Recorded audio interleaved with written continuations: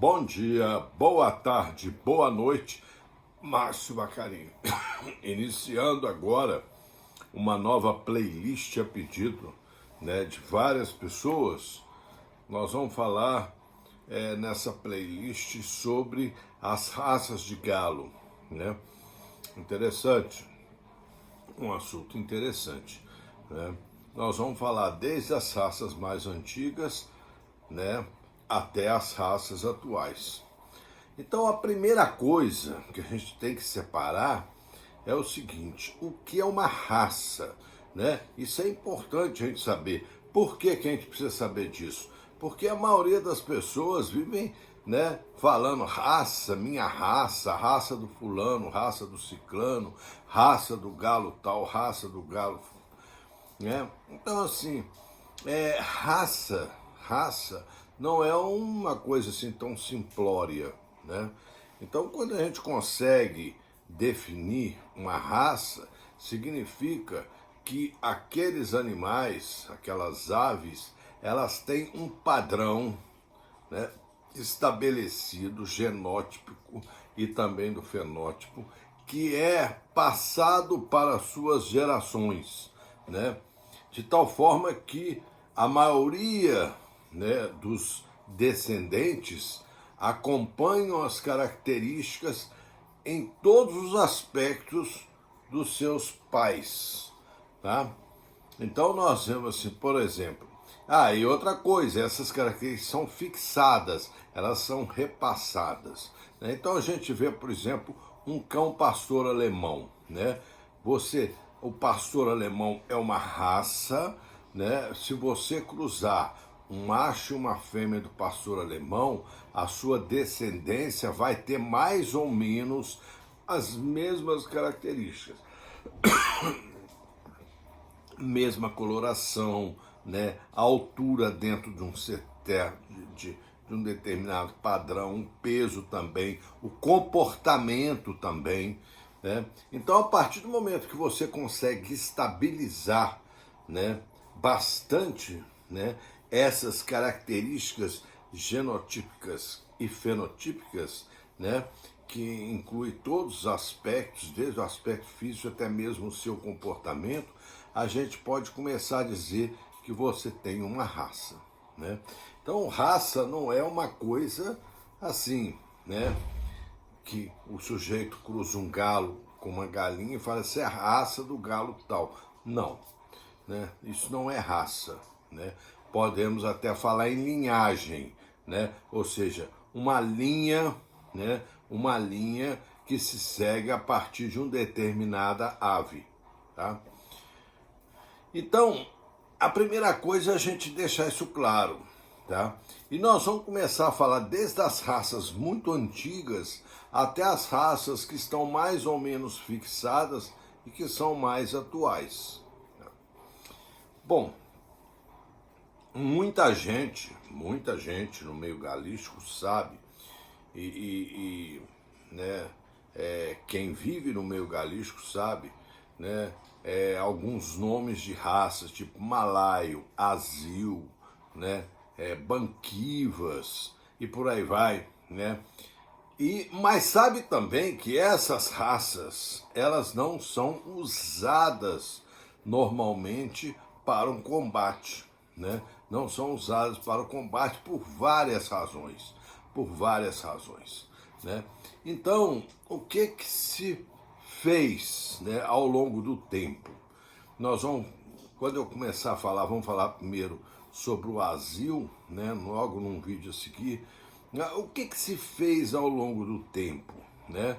Então, iniciou-se, né, conseguiu-se domesticar determinados tipos de ave, tá, que já estavam na natureza provavelmente há centenas de anos, né? Pois então elas já estavam padronizadas, né, dentro de uma população padronizada. Essas aves foram domesticadas e foram inicialmente usadas para o combate, né? E também para outras finalidades, como carne, ovos, etc. e tal. Bom, mas à medida que o tempo foi passando, né, houve necessidade de fazer algumas modificações, né, com o objetivo de melhorar, né, as características combatentes dessas aves. E aí o que foi feito? Começaram-se a fazer cruzamentos, tá? De tal forma que hoje é muito raro que alguém tenha uma ave, né, puro sangue, né, relacionada a essas linhagens antigas. A gente tem várias aves aí que se aproximam, que a gente pode até dizer, olha, tem todas as características, mas é muito raro, né? Eu sei que existem algumas pessoas, né, na Argentina, na América do Norte, né, que propagam, e até que no Brasil, né, que propagam que tem aves combatentes de puro sangue, malaio, azil, etc, etc. Tal. Bom, tudo bem, né? A gente precisa ter muito cuidado com isso, muito cuidado, né? Então, assim, por exemplo, os azis, eles vieram aqui para a América, né, mais ou menos por volta de 1860, mais ou menos nessa época, e foram miscigenados, foram misturados com várias outras aves, né? E hoje a maioria das aves que nós temos assim, consideradas assim, azis, dentro de um padrão azil, né? Elas têm sangues alienígenas aí no meio, né? Muitas delas perderam muitas características né, daquelas aves lá do início. Na própria Índia, né, se fez essas misturas. E aqui nem se fala. Até porque essas aves não foram importadas com o objetivo de combate, elas foram importadas com o objetivo de melhorar outras raças, então elas já vieram para ser miscigenadas mesmo. Tá? Bom, então a gente precisa ter esse cuidado, até porque as pessoas que têm essas aves pedem um preço absurdo, né? Em um casal de uma ave azil, né? Ou de Rajaburg, malaias, pedem um preço, né, bem salgado. A gente precisa ter muito cuidado com isso. Outra coisa que a gente precisa ter muito cuidado para quem está interessado em ter aves puras é com relação às chamadas aves de exposição, né? Essas aves de exposição, né, são aves que são apresentadas, né, em determinadas festividades ou em determinadas exposições de aves, né, são apresentadas como um padrão de raça.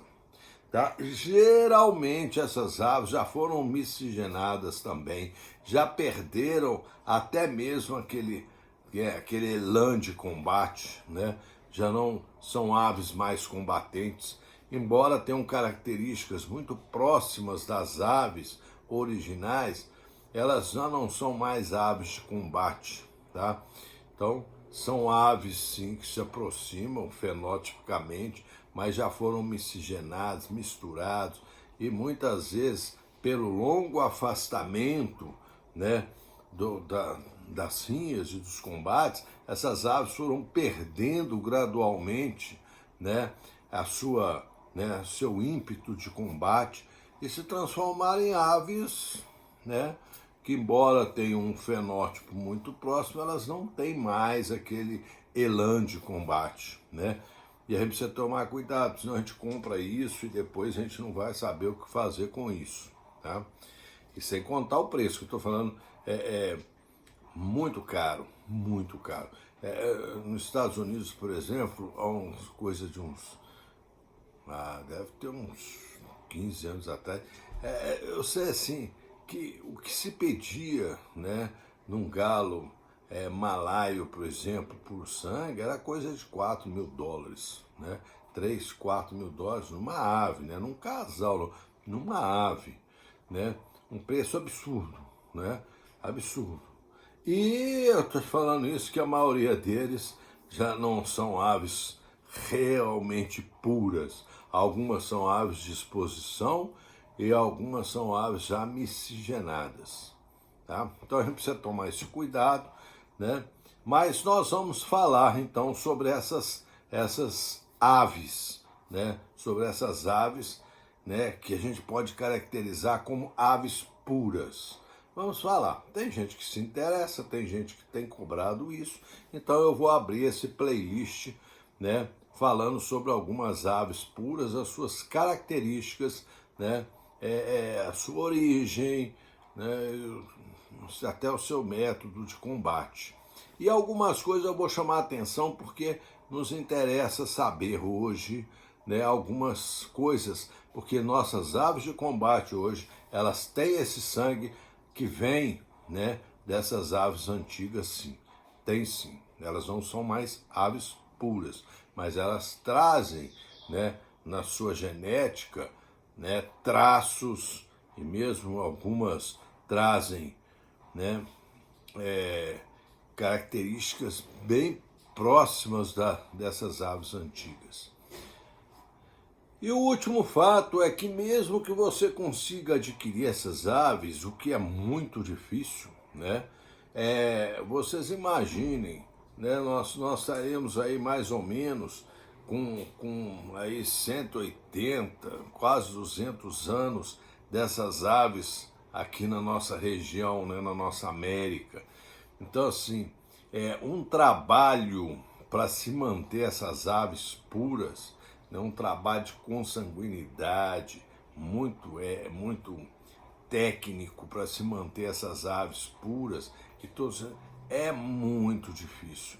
É muito difícil a gente conseguir fazer isso. Então, são só coisas que nos alertam, né? Cuidado com essas aves, né? Cuidado com essas compras, porque realmente um risco, tá? Então, um bom dia, uma boa tarde, uma boa noite. Tá aberto esse playlist. Logo a seguir eu vou falar sobre a primeira ave, né, dessas antigas, que no caso é o malaio, ok? Um grande abraço para vocês.